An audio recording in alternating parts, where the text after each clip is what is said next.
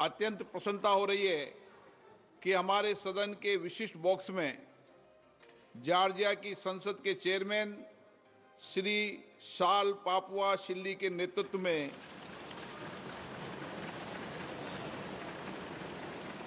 Georgia का उच्च स्तरीय संसदीय शिष्टमंडल उपस्थित है।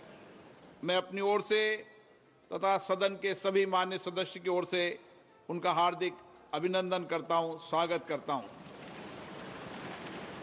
माननीय श्री शाल पापुआ शिल्ली और उनके संसदीय शिष्टमंडल की भारत यात्रा दोनों देशों के संबंधों की गहराई का प्रतीक है। उनकी इस यात्रा से दोनों देशों के द्विपक्षीय सहयोग और संबंध और मजबूत होंगे। हम भारत में उनके सुखद, सफल एवं मंगलमय प्रवास की कामना करते हैं। उनके माध्यम से हम जॉर्जिया की संसद तथा वहां की मित्रवत जनता को बधाई और शुभकामनाएं देते हैं। प्रश्नकाल। प्रश्न संख्या 21 श्री वीके श्रीकंदन। मंत्री जी को माननीय मंत्री जी, एक विवरण सभा पटल पर रख दिया गया। Question number 22 doctor D Ravi Kumar. Doctor D Ravi Kumar, माननीय गृह राज्य मंत्री जी, उत्तर सभा पटल पर रख देगा। क्वेश्चन नंबर 23 डॉक्टर कडियम काव्य। माननीय कृषि मंत्री जी। अध्यक्ष महोदय, एक विवरण सभा पटल पर रख दिया गया है। Question number 24 Shri Satish Kumar Gautam. Question number 24 अध्यक्ष जी।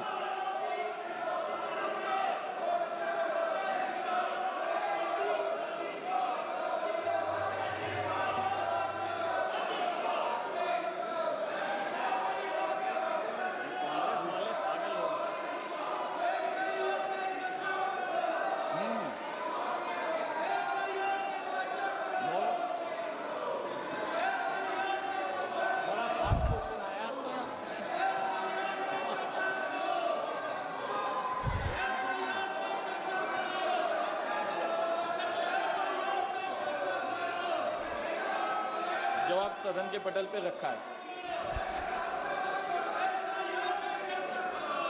माननीय अध्यक्ष जी, मैं आपके माध्यम से माननीय मंत्री जी से पूछना चाहता हूं, वर्तमान में उत्तर प्रदेश सरकार में सहकारिता क्षेत्र में मजबूत करने के लिए अनेक कदम उठाए गए हैं, जा रहे हैं।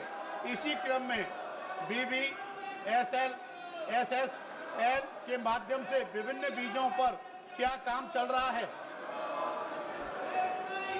माननीय अध्यक्ष महोदय, हम सबको पता है कि देश में तकरीबन 8 लाख सहकारी संस्थाएं हैं और देश में उससे सीधे 30 करोड़ लोग सदस्य के तौर पर इस सहकारी संस्था से जुड़े हुए हैं। आज इस देश की 50% से ज्यादा जनसंख्या ही सहकारिता से जुड़ी हुई है और इसको ही ध्यान में रखते हुए हमारे माननीय प्रधानमंत्री जी ने सहकार से समृद्धि की परिकल्पना को साकार करने के लिए नया सहकारिता मंत्रालय का निर्माण किया और पिछले 4 साल से माननीय गृह मंत्री एवं सहकारिता मंत्री अमित भाई के नेतृत्व में सहकारिता क्षेत्र में बड़ी क्रांति हो रही है और रोजगार निर्मित और ग्रामीण अर्थव्यवस्था सक्षम करने के लिए, मजबूत करने के लिए बहुत सारे क्रांतिकारी निर्णय लिए जा रहे हैं। बहुत सारी पहले लाई गई है। जैसे कि हम सबको पता है कि सहकारिता का मुख्य जो घटक है वो है पैक्स और इसी पैक्स को सक्षम बनाने के लिए बहुत सारे कदम उठाए जा रहे हैं। उसमें 3 मल्टी स्टेट सोसाइटीज की स्थापना की गई जिसमें कृषि उत्पाद के निर्यात को प्रोत्साहन देने के लिए एनसीएल, जैविक उत्पादन को बढ़ावा देने के लिए एनसीओएल और इसी के साथ स्वदेशी बीज बैंक बनाने के लिए और पारंपरिक मीठे बीजों का संवर्धन और प्रसार के लिए बीबीएसएसएल की स्थापना की गई। इसी प्रकार हमारे जो सदस्य उन्होंने ये सवाल पूछा है बीबीएसएसएल के संदर्भ में कि उत्तर प्रदेश में आज बीबीएसएसएल की क्या स्थिति है, तो मैं आपके माध्यम से उनको बताना चाहता हूं कि आज उत्तर प्रदेश में लगभग 4200 सहकारी समितियां जो बीबीएसएसएल की अभी सदस्य बनी है। उत्तर प्रदेश की विभिन्न जिलों में अनेक फसलों का बीज उत्पादन किया जा रहा है।